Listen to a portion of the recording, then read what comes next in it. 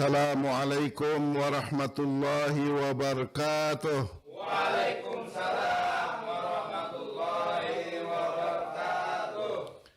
Sebagaimana kita ketahui bersama bahwa yang kita bicarakan pada malam hari ini yakni kita menyairkan tentang Pangeran Antasari dan perjuangannya.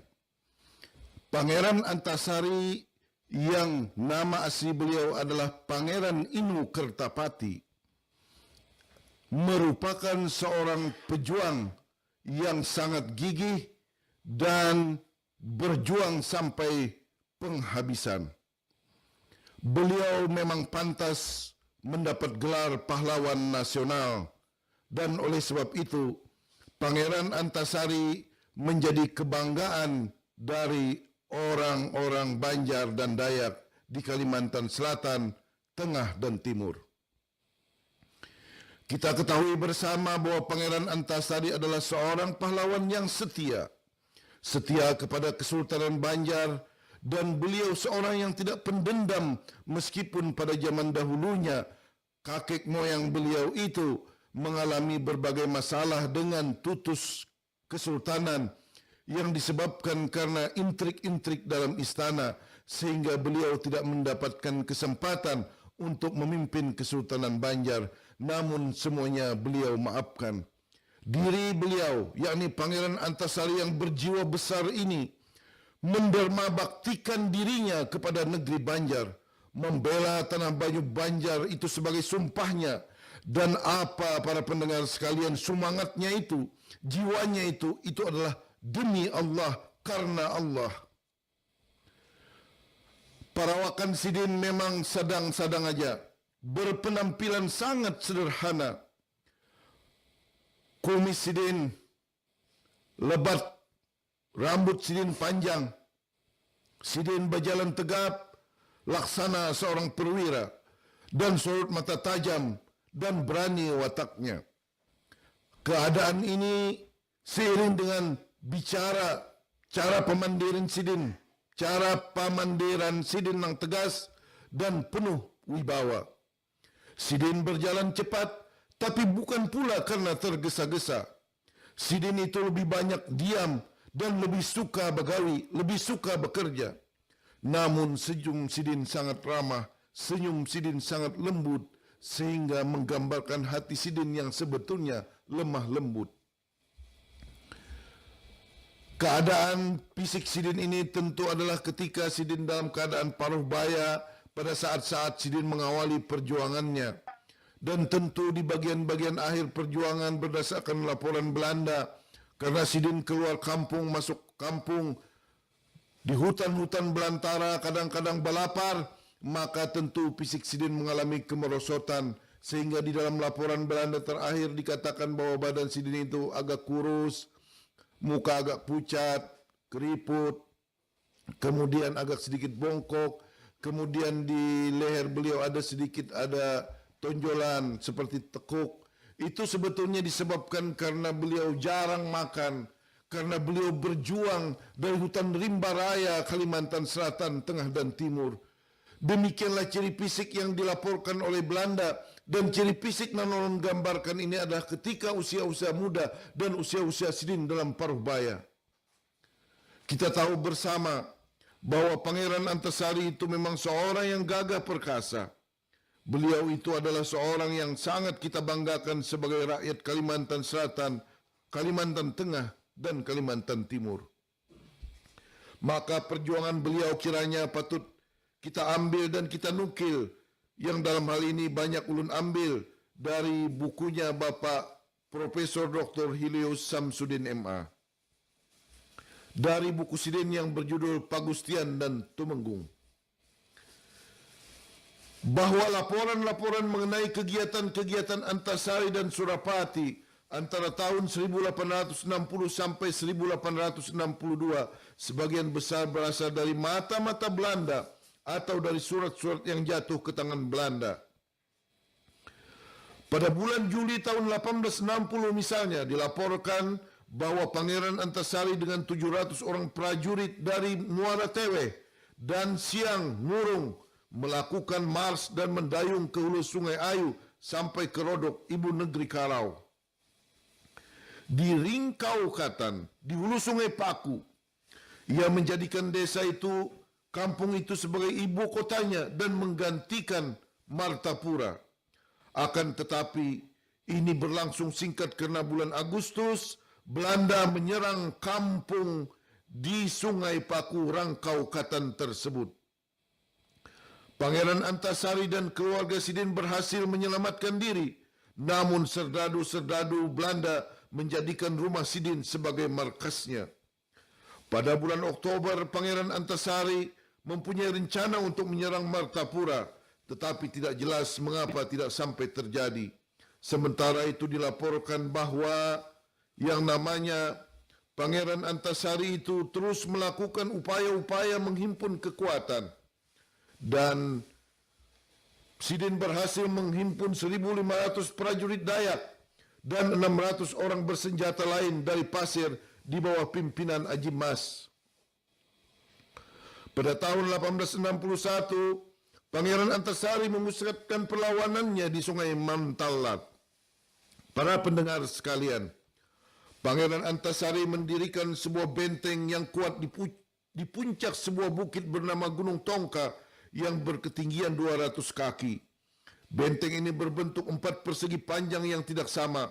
Panjang sisi utara 60 langkah, sisi timur 50 langkah, sisi selatan 70 langkah, dan sisi barat 45 langkah. Tentu ini adalah langkah orang dewasa. Di setiap sudut ada basin.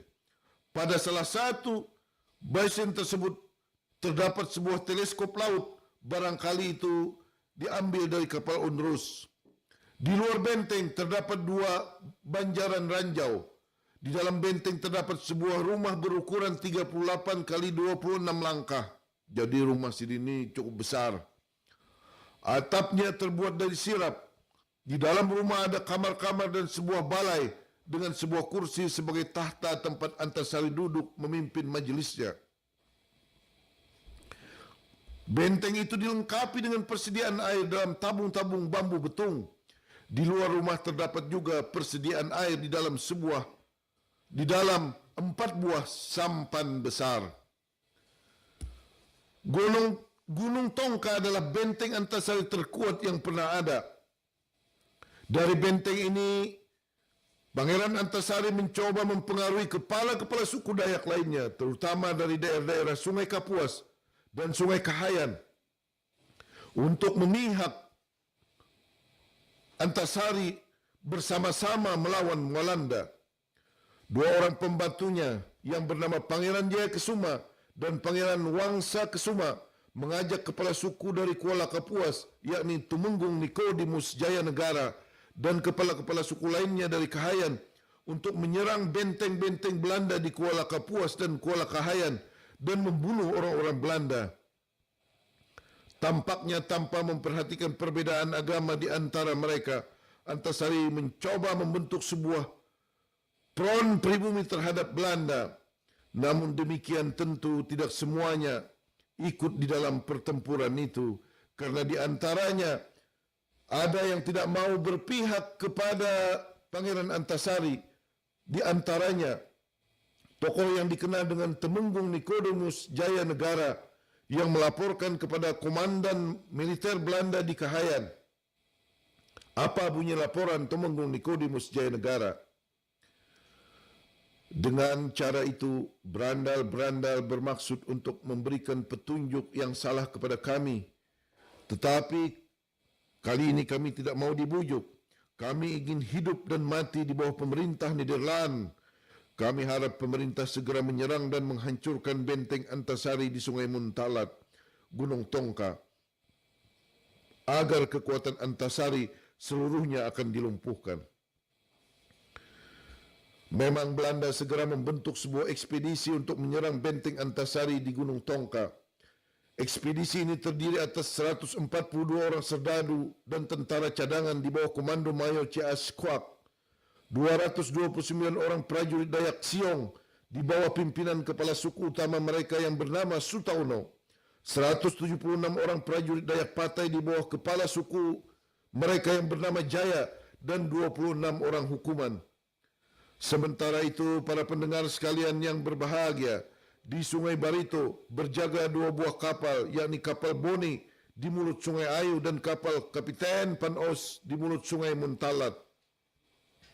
Pada tanggal 13 Mei 1861, barisan serdadu Belanda meninggalkan Tamiang Layang, melakukan mars dengan harapan besar Pangeran Antasari dapat ditangkap dan bentengnya di Gunung Tongka dapat dihancurkan. Ekspedisi yang berlangsung dari tanggal 13 Mei sampai 6 Juni 1861 tersebut ternyata merupakan sebuah fiasko. Medan terlalu sulit. Di samping itu, Antasari telah menempatkan 3.000 orang prajurit sepanjang Sungai Ayu. Selagi serdadu-serdadu di atas rakit-rakit dan perahu-perahu berkayu di Sungai Ayu, mereka menjadi sasaran para pejuang di tepi-tepi sungai yang meneriakkan, "Walanda mesti mati semuanya." Itulah teriak prajurit-prajurit Pangeran Antasari. Akhirnya karena banyak jatuh korban dan sakit. Waktu itu tentu saja pertempuran sangat sulit. Maka banyak prajurit-prajurit yang sakit. Dan juga karena kekurangan makanan, maka ekspedisi itu kembali ke Banjarmasin melalui Sungai Barito dengan kapal-kapal yang telah menunggu. Para pendengar sekalian yang ulun hormati, pada waktu dilaksanakan ekspedisi Belanda itu di benteng Gunung Tongka telah berkumpul para pemimpin perlawanan seperti Antasari, Haji Taib, saksi mata pada waktu kapal Undrus tenggelam. Sidin ini orang Bakumpai. Sidin itu pura-pura memihak Belanda, padahal sebetulnya Sidin itu berpihak kepada Pangeran Antasari dan memang telah membantu memasang perangkap penyerangan terhadap Undrus dan telah melarikan diri dari Banjarmasin pada bulan Februari 1860. Haji Matarib yang membunuh Komandan Marabahan, Letnan Hausler, tahun 1849, Sidin ini juga orang Bakumpai. Ia dilindungi oleh Surapati yang melaporkannya telah mati kepada Belanda. Jadi ujar Surapati, bepada lawan Belanda, Haji Matarib itu sudah mati. Nah, jadi Belanda kena mencari lagi, padahal itu telah membunuh seorang letnan yang bernama Letnan Hausler. Di situ juga terdapat Temenggung Mangkusari, putra Aryapati, putra pangeran atau Temenggung Aryapati. Dan Panglima Wangkang, tokoh yang menurut Le Rote telah membunuh Dr. Alfred Dale di atas kapal Undrus bulan Desember 1859. Panglima Wangkang adalah putra pembakal Kendet yang telah memberontak melawan Belanda dan telah dihukum mati tahun 1825. Maksudnya pembakal Kendetnya yang dihukum mati oleh Belanda pada tahun 1825. Karena ayah dari Panglima Wangkang ini juga memberontak dengan Belanda pula. Panglima Wangkang pada saat itu bersumpah dengan saksi Al-Quran akan membalas dendam atas kematian ayahnya. 3 orang putra Antasari dan 8 orang putrinya juga ada di dalam benteng itu. Mereka berunding bagaimana cara menghadapi serangan-serangan Belanda selanjutnya. Pada bulan September, Perspek membentuk sebuah ekspedisi kedua di bawah komando Kapten Van Vleuten. Pasukan terdiri atas 320 orang serdadu dan 450 orang kulit putih. Mereka dilengkapi dengan sebuah howitzer dan 2 mortir. Pasukan itu juga dibantu oleh 3 buah kapal, yakni kapal Suriname, kapal Bone dan Celebes yang berlayar di Sungai Barito. Akan tetapi baru pada bulan November 1861, Van Vleuten dapat bergerak ke Gunung Tongka setelah ia pertama-tama merebut benteng-benteng para pengikut Antasari di Tundakan dan Ramonia, yakni di Tanjung Alang. Pada mulut pertemuan Sungai Barito dan Sungai Muntalat, Van Vleuten membagi pasukannya atas 2 barisan. Barisan pertama di bawah langsung komandannya melakukan mars, yakni perjalanan maraton sepanjang tepi Sungai Muntalat. Sedangkan barisan kedua yang berada di bawah komando Kapten Roy van Zuijen march sepanjang tepi kiri sungai. Mereka dengan pasukan-pasukan yang terlatih berbaris sedemikian rupa melakukan penyisiran secara cermat untuk menangkap dan membunuh orang-orang yang mengikut Antasari, dan memang targetnya adalah menangkap Pangeran Antasari mati ataupun hidup. Para pendengar sekalian yang berbahagia, sementara itu tanggal 5 November 1861 Pangeran Antasari berada di dalam bentengnya bersama-sama dengan Surapati dan 24 pemimpin perlawanan lainnya dan 70 orang prajurit-prajurit bersenjata. Benteng itu dipersenjatai dengan 11 buah meriam dari berbagai kaliber, 3 buah pamoras, donderbas, sejumlah proyektil dari berbagai kaliber untuk senapan dan kanon-kanon kecil, dan tombak-tombak. Untuk mencegah musuh-musuh bergerak ke hulu sungai Montalat, Pangeran Antasari telah menempatkan orang-orangnya di desa Pelari, kira-kira 2 hari berjalan kaki dari Gunung Tongka. Maka pada tanggal 6 November 1861, pertempuran sengit terjadi di Pelari antara pengikut-pengikut Antasari dan pasukan ekspedisi. Mereka saling menembak, saling menombak, dan seterusnya. Pelari berhasil direbut Belanda dan 2 hari kemudian tanggal 8 November 1861 mereka telah mendekati Gunung Tongka. Di dalam benteng Gunung Tongka, para pejuang mengamati sambil meneriakkan seruan perang pada musuh-musuh yang mendekat. Di puncak sebuah tiang bendera, bendera Antasari bergambar bulan sabit dengan pedang bersilang, mandau bersilang. Di atas dasar kain kuning, bendera itu berkibar ditiup angin kencang. Angin musim hujan. Antasari sendiri memimpin orang-orangnya di dalam benteng itu. Di pihak Belanda, Van Vleuten memimpin sendiri sebuah peleton untuk menyerang. Kira-kira pada jarak 40 langkah dari benteng, Van Vleuten terhalang oleh ranjau-ranjau tajam. Ranjau-ranjau tajam itu adalah bambu-bambu yang ditajam dengan runcing-runcing, ditajak, dibenamkan di dalam parit, di muka, di tepi-tepi, di dekat-dekat kandang benteng Gunung Tongka di Montalat. Pada waktu yang bersamaan, Antasari memerintahkan orang-orangnya untuk menembak dengan senapan dan meriam. Sebuah peluru mengenai Van Vleuten dan ia jatuh tersungkur. Kemudian ia dipapa oleh orang-orangnya sambil mundur. Para pejuang yang mengamati komandan Belanda itu sedang dipapa mundur, meneriakkan seruan kemenangan 3 kali. Para pendengar sekalian yang berbahagia, serangan pertama Belanda itu tidak berhasil. Sementara itu, Van Vleuten yang sedang sekarat dikelilingi oleh para pembantunya dalam kondisi yang lemah. Sebelum ia meninggal, ia menekan tangan Van Zuijen dan berbisik, "Katakan kepada Mayor Perspik bahwa aku tewas sebagai seorang serdadu yang gagah berani."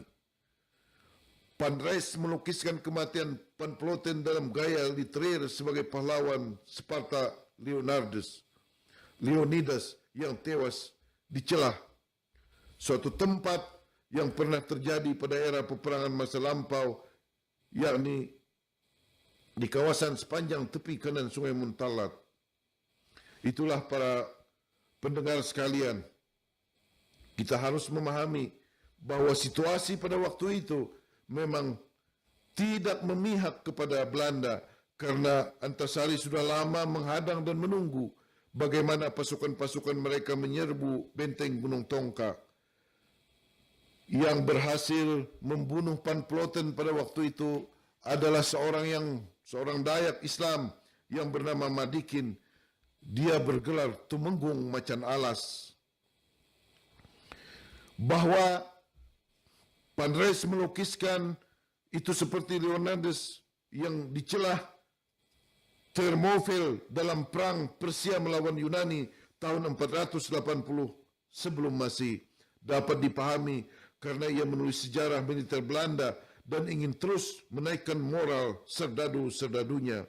Oleh sebab itu, Di dalam pemahaman kita sebagai orang Banjar di Kalimantan Selatan dan orang Dayak di Kalimantan Selatan, Tengah dan Timur, kita harus memahami bahwa ketika kita menulis sejarah, maka sejarah yang kita tulis itu adalah sejarah yang menggambarkan bagaimana pasukan-pasukan Antasari berjuang sampai mati dalam rangka ingin merebut kemerdekaan tanah Banyunya.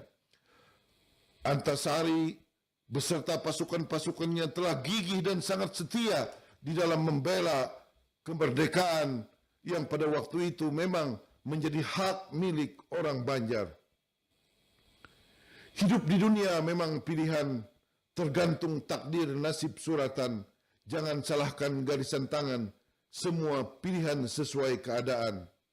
Sejarah hanya sekedar melukiskan, jiwa zaman sangatlah dimaklumkan.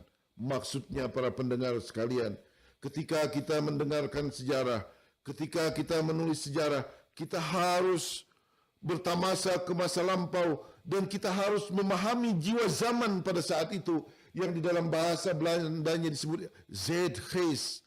Jadi seseorang yang memahami jiwa zaman pada waktu itu dapat kita bayangkan bahwa ada di antaranya yang betul-betul ingin Kesultanan Banjar tetap tegak sebagai sebuah bangsa yang betul-betul merdeka. Di sisi lain ada pula berbagai mereka, orang-orang di tempat kita yang melihat bahwa kalau mereka melawan Belanda yang dengan kekuatan yang banyak, dengan sistem pertahanan yang baik, apakah mereka bisa memenangkan perlawanan?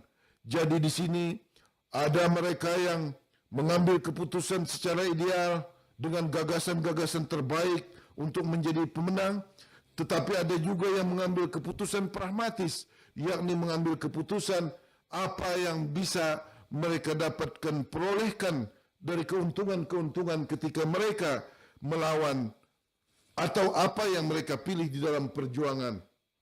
Itulah uniknya sejarah, dan manusia itu memang sangat unik. Maka kita harus memahami mengapa di antaranya ada yang memihak Belanda dan tentu ada yang sungguh-sungguh memihak perjuangan Pangeran Antasari. Semuanya itu adalah pilihan sesuai dengan jiwa zamannya. Itulah para pendengar sekalian yang dapat saya sampaikan. Semoga kita bisa pahami di dalam pengertian secara sejarah yang kita jelaskan pada malam hari ini. Malam ini kita melanjutkan untuk menjelaskan tentang isi syair yang berkaitan dengan perjuangan Pangeran Antasari. Beliau adalah seorang pahlawan nasional dari daerah Kalimantan Selatan, Tengah dan Timur. Pada minggu yang lalu kita sudah menjelaskan bagaimana seorang mayor Perspik telah memerintahkan kepada anak buahnya untuk meneruskan perjuangan, khususnya membabat habis pertahanan Pangeran Antasari di Gunung Tongka.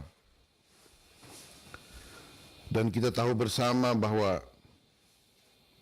Van Ploten yang memimpin perjuangan untuk melawan benteng Gunung Tongka telah tewas. Maka dia digantikan oleh Van Zwijndewsen menjadi komandannya. Van Zwijndewsen memerintahkan melakukan serangan lanjutan. Terjadilah pertempuran yang sangat sengit. Tembak-menembak, peluru berhamburan, meriam ditembakkan, menghamburkan mesiu yang memekakkan telinga. Sebuah peluru diarahkan kepada Pangeran Antasari, tetapi Pangeran Antasari kemudian meloncat dan peluru itu mengenai Okon dari suku Dayak Bakumpai yang sedang berdiri di sampingnya. Pertempuran dahsyat itu tampaknya tidak menentukan pada hari itu. Kemudian pada keesokan harinya pada tanggal 9 November 1861, ketika Belanda merencanakan untuk melanjutkan serangan, ternyata benteng itu telah lengang. Benteng itu telah dikosongkan oleh Pangeran Antasari. Karena sebelum fajar tiba, sebelum matahari muncul di ufuk timur, sebelum ayam berkokok dini hari, Pangeran Antasari telah memerintahkan orang-orangnya untuk meninggalkan benteng tersebut tanpa sempat menguburkan mayat-mayat yang pada waktu itu akibat pertempuran sebelumnya telah sempat menghembuskan napasnya yang terakhir, termasuk Madikin, Okon, dan seorang Dayak lagi yang dadanya ditembus oleh tombak Sutaono. Para pendengar sekalian, menurut Panres, dengan jatuhnya benteng Gunung Tongka, kekuatan Antasari menghilang, wibawanya semakin lama semakin berkurang, terutama di kalangan sejumlah suku Dayak yang kemudian menyerah. Gunung Tongka adalah bastion terakhir dari kekuatan Antasari. Itu menurut Panres. Namun kenyataannya sebetulnya tidak demikian. Seperti sudah dikatakan oleh Anderson, Perang Banjarmasin mempunyai aspek-aspek politik dan agama. Bagi sejumlah pemimpin perlawanan yang ada di Banjar pada waktu itu, Perang Banjarmasin adalah sebuah perang sabil. Agama menjadi penggerak utama meskipun pada kenyataannya banyak juga haji yang berkolaborasi dengan Belanda melawan kawan-kawan sekampung halamannya, seperti juga kebanyakan aristokrat Banjar, para bangsawan-bangsawan Banjar lainnya. Pangeran Antasari adalah seorang yang taat beragama. Ia seorang Muslim yang konsisten dan punya prinsip teguh. Tampaknya bagi Sidin, Islam mampu membangkitkan semangat rakyat untuk menghidupkan semangat perlawanan dalam kerangka merebut kemerdekaan demi tegaknya Kesultanan Banjar pada saat itu. Dan dalam kerangka Republik Indonesia, beliau memberi sumbangsi yang sangat besar dalam rangka berdirinya negara bangsa yang kita sebut sekarang ini dengan negara kebangsaan Republik Indonesia. Oleh sebab itu, masih di bawah pengaruhnya, dengan mengirimkan putranya Gusti Muhammad Said ke Benua Lima sebagai wakilnya, semacam gerakan tarekat yang umumnya diberi istilah beratib beramal, dibentuk di distrik Amuntai pada bulan Oktober 1861. Pemimpin utamanya adalah Penghulu Abdul Rashid. Ini nanti akan kita syairkan dan akan kita bahas dalam session yang akan berlangsung pada mungkin setelah Ramadan nantinya. Para pendengar sekalian, suatu keputusan politik yang signifikan dari sudut pandang para pejuang dalam arti legitimasi pengabsahan dari kepemimpinan yang terjadi pada tahun 1862, yakni setelah Pangeran Hidayatullah atau Sultan Hidayatullah diasingkan ke Jawa bulan Maret. Sejumlah pemimpin terkemuka perlawanan di Dusun Hulu secara resmi menobatkan Pangeran Antasari sebagai Panembahan.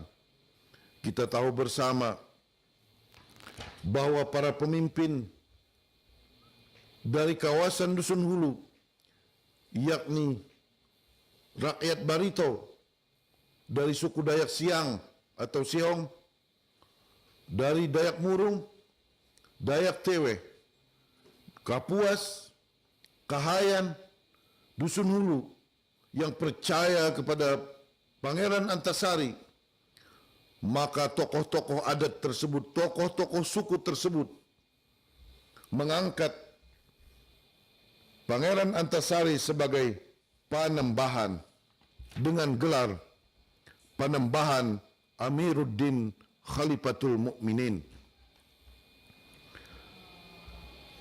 Dalam kerangka ini, maka harus kita lihat bagaimana bukti historis ini telah sangat jelas ada di dalam surat Temenggung Surapati kepada pembesar dan pemimpin agama di Banjarmasin dan Martapura.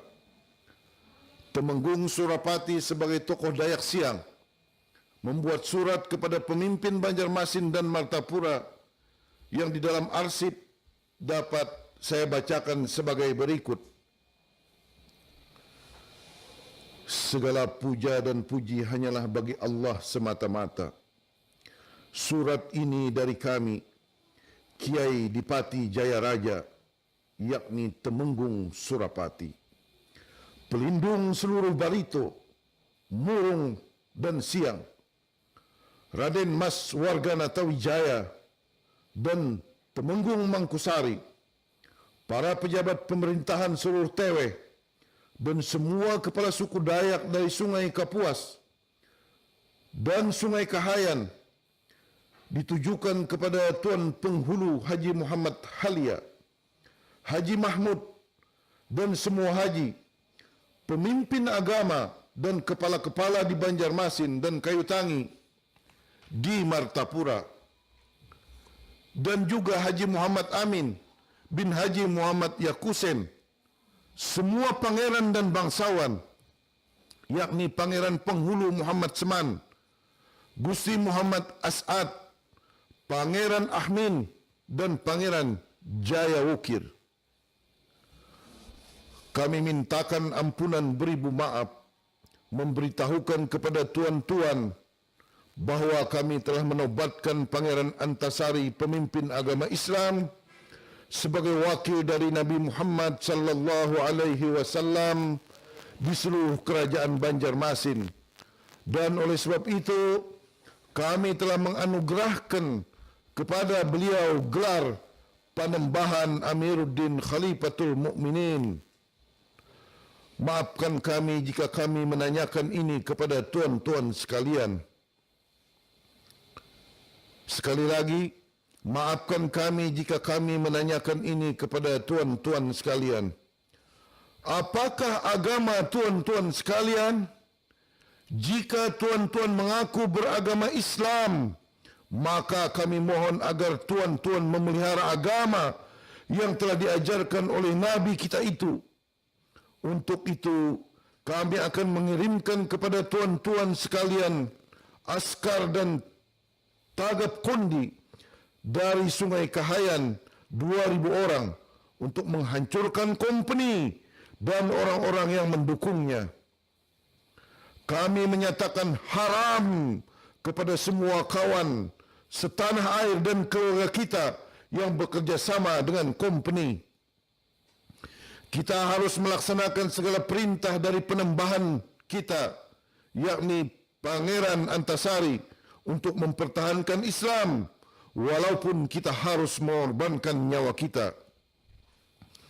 13 Ramadan 1278 Hajratun Nabi, 14 Maret tahun 1862. Para pendengar sekalian, kita harus memahami bahawa pada waktu itu kita masuk ke zaman yang sangat lama, yakni di tahun 1862, di mana Kalimantan masih banyak hutannya, dengan transportasi hanya semata-mata melalui sungai. Tetapi kita lihat bahawa telah ada korespondensi antara Temenggung Surapati di hulu Barito sana dengan orang-orang yang ada di Banjarmasin dan Martapura. Ini untuk menunjukkan bahawa kehidupan di hulu Barito pada waktu itu sudah cukup maju dari segi korespondensi yang kita baca ini. Oleh sebab itu, ketika Antasari dinobatkan oleh kepala-kepala suku, dan kebanyakan itu adalah kepala-kepala suku Dayak, sebagaimana yang dikemukakan oleh Temenggung Surapati ini, maka di hadapan mereka, Pangeran Antasari bersumpah. Apa sumpah Pangeran Antasari itu? Ujar Pangeran Antasari, hidup untuk Allah, mati untuk Allah. Pangeran ini telah mewakafkan dirinya berjuang untuk kemerdekaan Kesultanan Banjar. Oleh sebab itu memang kepadanya sangat pantas dianugerahi sebagai pahlawan nasional. Namun di balik semua itu yang harus kita pahami adalah betapa pada waktu itu kepala-kepala suku Dayak yang hadir pada waktu itu, tentunya mereka itu pasti ada yang belum beragama Islam, tetapi kebanyakan di antara mereka telah menganut Islam. Toleransi beragama pada waktu itu sudah cukup baik dan sangat baik. Tetapi landasan perjuangan yang dilakukan oleh Pangeran Antasari tetap berlandaskan kepada semboyan hidup untuk Allah, mati untuk Allah. Kita ketahui bersama, penobatan itu telah terjadi setelah pengasingan Hidayatullah, karena kini tidak ada lagi kandidat yang sah selain daripada Pangeran Antasari untuk memimpin Kesultanan Banjar. Ia atau beliau adalah keturunan dinasti tua dari Kesultanan Banjarmasin yang berhak sah atas singgasana. Oleh sebab itu, ia menggunakan gelar Panembahan dan bukan Sultan. Gelar pertama dianggap lebih tinggi daripada yang kedua. Dari gelar ini kita ketahui bahawa ia tidak saja menjadi penguasa atau sebagai panembahan dan sekaligus panglima atau Amiruddin, tetapi juga pemimpin kaum muslimin, Khalifatul Mukminin. Ini menunjukkan suatu persamaan yang besar dengan gelar yang dipergunakan oleh Pangeran Diponegoro ketika beliau dinobatkan di Daksa sebagai Sultan Abdul Hamid, Hero Cakra, Kabirul Mukminin, Khalifatul Rasulullah, Hamengku Buwana, Senapati Ingalaga, Sabilullah, ing Tanah Jawa dalam Perang Jawa, yakni Perang Diponegoro. Suatu gabungan sebagai pemegang kekuasaan duniawi dan kekuasaan agama.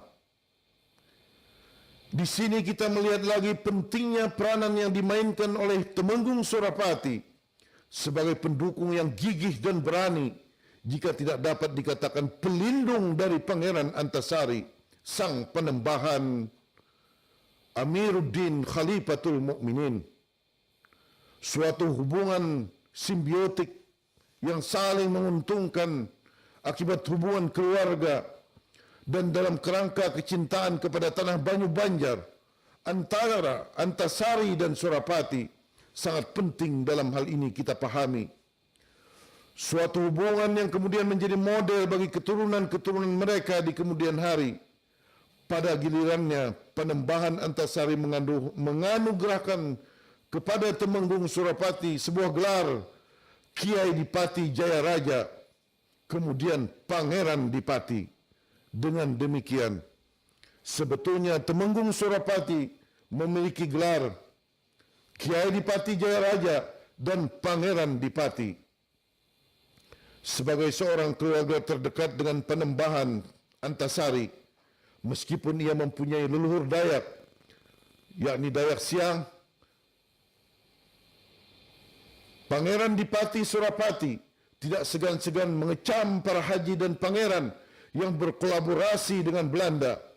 Besar kemungkinan dalam beberapa hal ia hanya menggertak saja, tetapi ia benar-benar bermaksud untuk dan telah dibuktikannya mendukung Panembahan Antasari sebagai penembahan dan juga pemimpin Islam dengan prajurit-prajurit Dayaknya yang gagah berani. Kita ketahui bersama para pendengar sekalian yang berbahagia, Belanda memasang harga kepala untuk Panembahan Antasari sebesar 10.000 Holden, yang saya katakan itu hampir 1 miliar kalau hitungan sekarang ini. Akan tetapi, tidak seorang pun yang berani menangkapnya karena mereka takut kepada Pangeran Dipati Surapati atau Temenggung Surapati. Belanda mencoba dengan taktik lain di samping tekanan militer. Perspek, komandan militer dan penguasa sipil untuk Maraban dan Tanah Dusun mencoba membujuk Penembahan Antasari untuk menyerah. Ia mengirim sebuah surat kepada Antasari yang kemudian dijawab oleh Penembahan Antasari sebagai berikut. Ini ulun bacakan balasan dari Penembahan Antasari, pahlawan nasional kita dari Kalimantan Selatan, Kalimantan Tengah dan Timur. Surat itu berbunyi, surat ini datang dari hati yang bersih, dari saya Panembahan, yakni Panembahan Antasari, yang oleh Allah Subhanahu wa Ta'ala telah dikuasakan untuk menjalankan perang di Kerajaan Banjarmasin, ditujukan kepada dengan segala hormat Letnan Perspik, penguasa Marabahan yang memegang wewenang memerintah dusun dan Bakumpai. Dengan surat ini, saya memberitahukan Tuan bahwa saya telah menerima surat Tuan yang dibawa oleh Kiai Rangga Niti Negara yang mengatakan bahwa Kiai Rangga Niti Negara adalah orang kepercayaan Tuan dan tinggal di Kuala Muntalat. Dan jika saya ingin memperbaiki diri saya dan memohon pengampunan dari company, maka Kiai Rangga Niti Negara mempunyai wewenang untuk mengantar saya ke Mantalat menerima pengampunan dari Tuan. Saya harus dengan hormat menolak tawaran ini karena saya menyadari bahwa saya terlalu banyak mempunyai kesalahan untuk dimaafkan.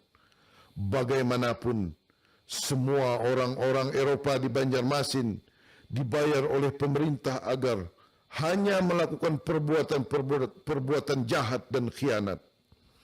Jika saya mendapatkan surat dari Gubernur Jenderal yang menyatakan Kerajaan Banjarmasin akan dikembalikan kepada saya dan pemerintah hanya akan memungut pajak saja di sini, maka barangkali saya akan menerima persyaratan itu.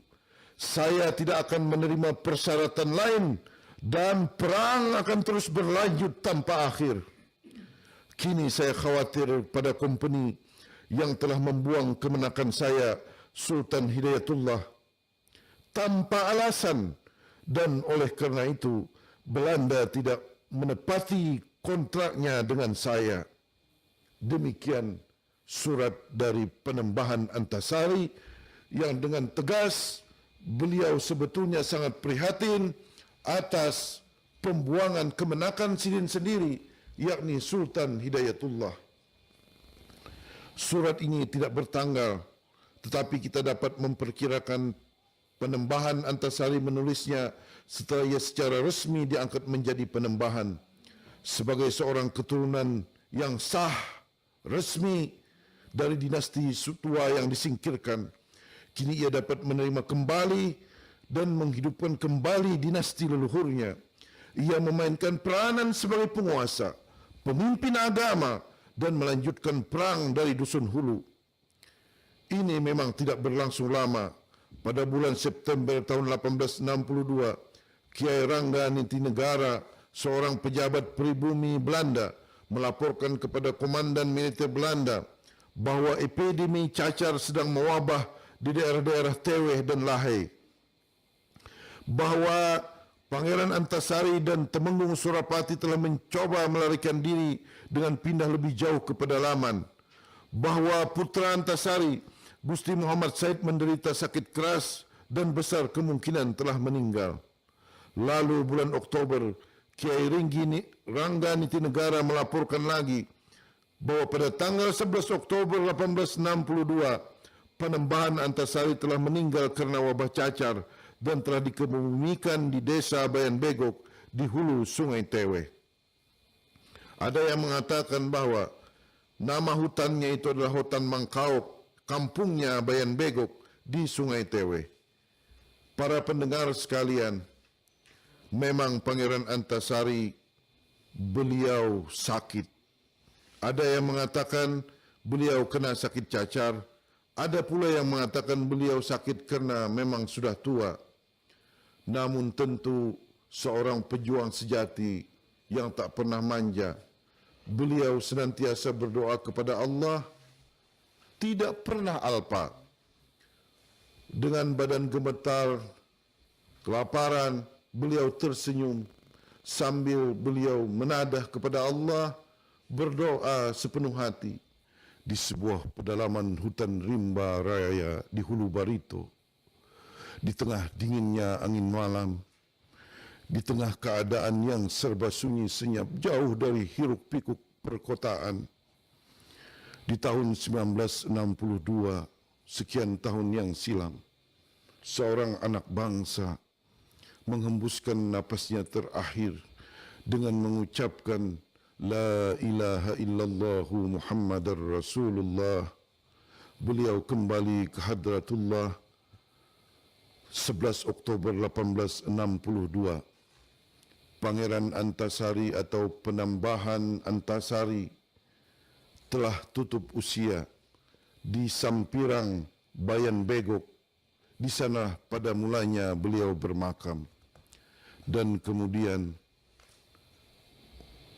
oleh ayah Kiai Haji Dr. Idham Khalid, orang Amuntai, maka makam itu kemudian diupayakan untuk dipindahkan ke Banjarmasin. Konon sangat sulit memindahkan makam itu dan sangat sulit makam itu dibongkar. 11 November 1958, sekali lagi 11 November 1958, jenazah Pangeran Antasari dibongkar lalu dimakamkan di Banjarmasin, di makam pahlawan, tepatnya sekarang ini di samping Masjid Jami Banjarmasin, yakni di Sungai Jingah,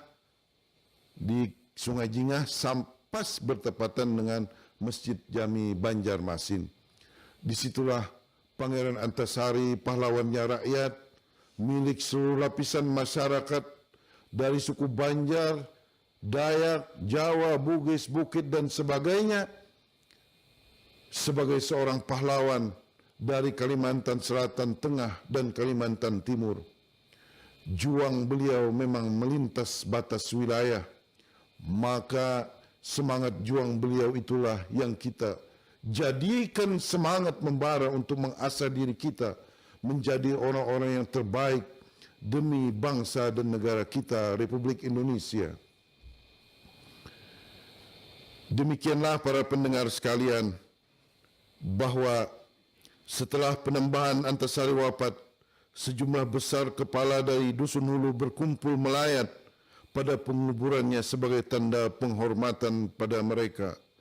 Mereka banyak yang berduka, banyak yang menangis pada waktu itu, karena pahlawan ini begitu baik terhadap rakyat. Maka kemudian mereka menobatkan putra-putra Antasari, yakni Gusti Mat Said dan Gusti Mat Seman sebagai penembahan dan sultan. Gusti Muhammad Said sebagai penembahan dan Gusti Muhammad Seman sebagai sultan. Oleh sebab itu, perjuangan Pangeran Antasari kemudian diteruskan oleh anak-anak beliau, dan inilah dimensi-dimensi selanjutnya dari syair sejarah Perang Berkobar di Negeri Banjar yang akan kita syairkan ke depannya. Terima kasih Pak Iswan.